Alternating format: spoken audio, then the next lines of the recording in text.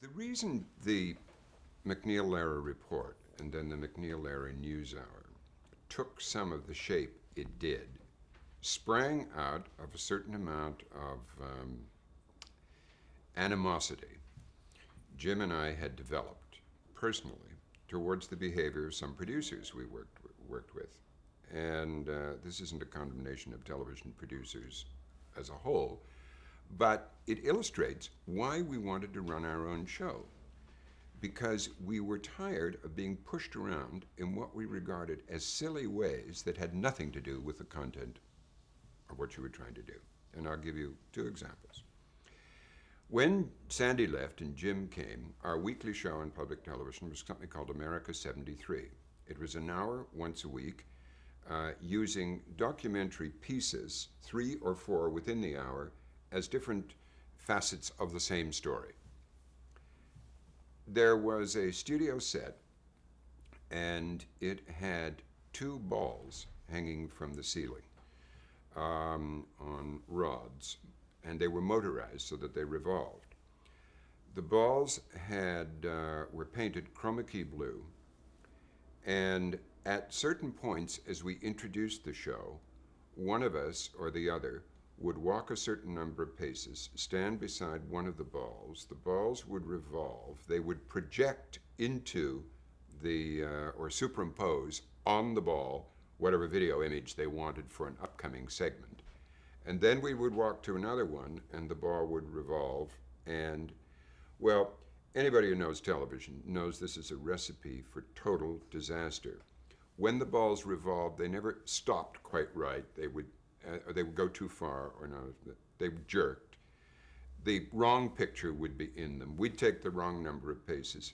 Sometimes we would do 17 takes to get the opening to a television show taped. At one point, at about 3:30 in the morning, in a studio in Washington, I said, "One more take, and I don't care what happens, I'm getting the fuck out of here, and I'm not going to do this nonsense again." So we did one more take, and that was it. Anyway, it was absurd, but even more absurd. There was, I was slated as one segment in a thing on new styles in the law to do an interview with Melvin Belli, the famous lawyer in San Francisco, who revolutionized tort law. He was famous for bringing victims or alleged victims of various mishaps into court and pleading tearfully and getting them huge settlements. Anyway, his office was in a picturesque building in downtown San Francisco. So the producer I worked with had the idea that I should introduce this. Instead of a traditional piece to camera, I should be driving a convertible across the Golden Gate Bridge and speaking the piece to a camera in a helicopter that was riding alongside the Golden Gate Bridge. You can imagine the number of takes it took to do that. We had to keep going back and forth to get it synced up in the way that they could get a good picture of me and I could be, and I had a little tape recorder playing in the seat beside me. Oh, I don't know why, but anyway. Finally, the police stopped us. They chased the helicopter away, and they stopped us from doing this. We were going back and forth and creating a disturbance.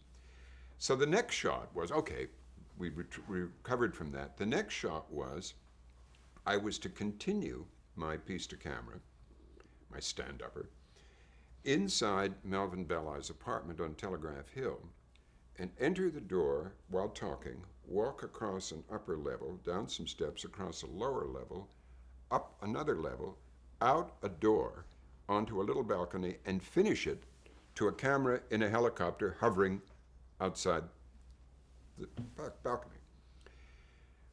Also fraught with disaster.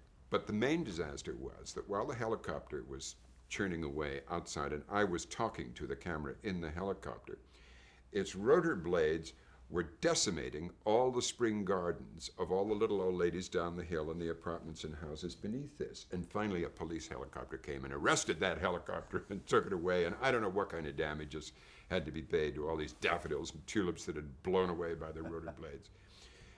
Eventually we got to Melvin Belli's office and did a straight interview with him. But I, remembering these two incidents, I just said, this is not going to happen. I'm just not going to put up with that anymore. That has nothing to do with what we're trying to do. We're trying to do some serious journalism on television. It's absolute crazy show business. The producer in question later went on to have a great career, very successful career, and elsewhere. And we firmly decided that if we started a program, a nightly program, we were going to run it ourselves.